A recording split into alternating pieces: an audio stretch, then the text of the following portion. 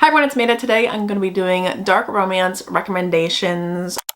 We're not judging here, so if you are going to judge, you can pop right off and get off of my channel. This should be part 2, but technically part 3 because the Touch When You Die romance recs that I recently did are also a lot of dark romance, but these are all new, so let's get into it. But yeah, these are all bangers. So if you want some more, there are some more videos on my channel, so be sure to like and subscribe down below. Okay, so the first one I'm going to start with is actually Pam Godwin's newest release, the Frozen Fates trilogy. Books 1 and 2 are out. Hills of Shivers and Shadows is book 1, and that's what we're going to talk about today. So this book is so unhinged. There's so many triggers, y'all. The minute you think that it's dark, it just one-ups itself and gets even darker. It's a mystery kind of as well, so you're kind of unraveling everything that's going on. What is even happening is kind of in your head, but let's lay out the scene. So we have a woman that is married to a billionaire. She lives in this mansion, but he's always kind of working, and she's kind of irritated by that, but whatever. So she actually ends up pregnant in the beginning of the book. No spoilers. She's pregnant. They have a fight in the beginning of this book, and he doesn't want a baby. He's made it very clear that he does not want a family. She's pissed off. She's going to leave him, okay? She wants to keep the baby, so she packs up all her shit onto this boat. She's gonna leave the island, and then she gets kidnapped. She gets kidnapped by this man named Denver. We know nothing about this man except that he obviously has some sort of vendetta against this woman that we just met, and it goes from there. He takes her across basically a bunch of water and makes it look like she disappeared because she wanted to leave her husband. So it's perfect planning on his part. I did not know what was going on at all. Not even a little bit. He has to fly her to this location, and nobody else even lives in this mountain that he takes her to, and it's basically a survival story, and he has 3 sons that she gets to meet. Yeah, and there's a whole shit show going down. Okay, she finds bones, human remains, and a lot of other shit goes down, but that's all I'll really say.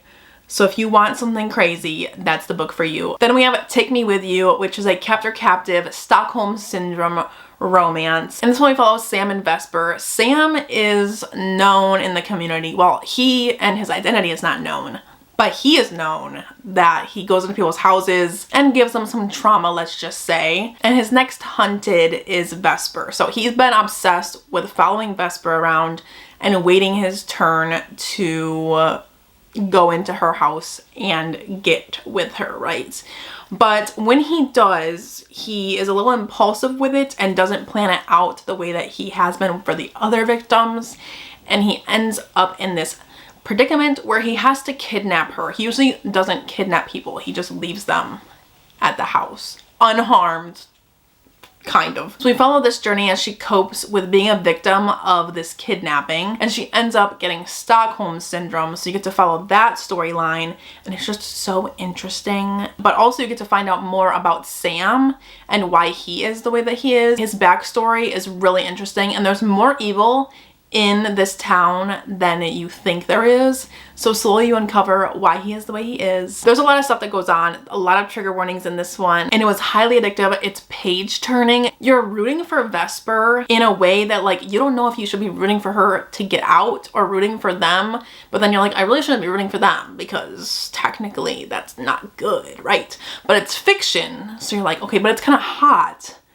I just love that about dark romance. So I definitely recommend that one if you wanted a captor-captive. Then we have Little Stranger, which follows foster siblings Malachi and Olivia. This one is not only forbidden, but it has the most unhinged plot line. Some people will say like, oh my god, it's literally horrible. But some people, the select people, will be like, oh my god, this is so hot and I love every second of it. And I was one of those people because our girl Olivia actually sent him to prison. So he's out for revenge against her, but they have all this tension from their whole lives, and she literally is obsessed with him, but she ended up sending him to prison. And you'll get to see why and what goes on in the book, so I don't want to spoil anything, but let me just say there's some murder happening and it just goes wild, and then he's stalking her and there's so much spice and it's so hot and it was so good. It's also kind of short, so it was a win-win. It was a little KU time. The plotline, yes, is very crazy and unrealistic, but who cares? It's fiction. Then another one that I read a long time ago that I haven't given you guys a rec for is A.R. Breck's Wicked Little Sins. This book has step-sibling trope, and it kind of has paranormal vibes as well, but we follow this duo of mother and daughter as they move to, I think it's called Castle Point. It's this really creepy town, so it's great for like October time, but there's definitely some weird things going on in the town, like cult-like vibes, secret society. So we follow the mom and daughter duo as they move in to the mom's boyfriend's mansion slash house, and his son Malik is like the leader of the school with these 4 or 5 other guys, and they have this like secret society that's really creepy, and there's a lot of weird shit going down, and Malik bullies Vera, who is the daughter. It's just really good, and it also has a really good plot line too. It's spicy, but it also has like that paranormal weird town thing going on. So I really enjoyed this one. I like a lot of A.R. Breck's writing, and so definitely check out her books if you're interested in dark romance. I feel like there's something for everybody with A.R. Breck, but this one I really enjoyed. I do need to continue the series because it is, I think, a 4 or 5 book series that follows each of the guys in the society. But this one I remember being really fun, so I wanted to put that one in here. Then my next one I actually just read, and I know I'm late to the game because a lot of people love this book, but Hawk by Jessie Hall. This one just had the best sneaking around situation because we have cheating in this book. So if you don't like cheating, it's definitely not the book for you. But I will say that the guy that she's with is not a good guy, so that kind of helps the situation. It's so juicy. There's so much tension between these two, and it's kind of a slower burn. Definitely for a dark romance, it's pretty slow burn.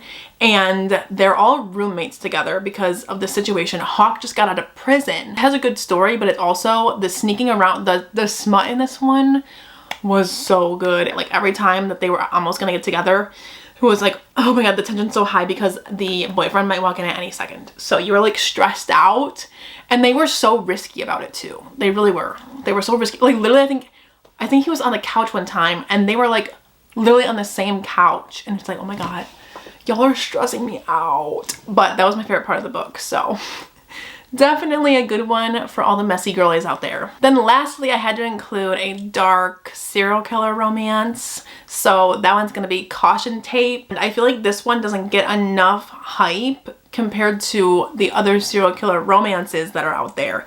This one is a little bit more on the crazier side, like when you compare it to the other ones people talk about a lot.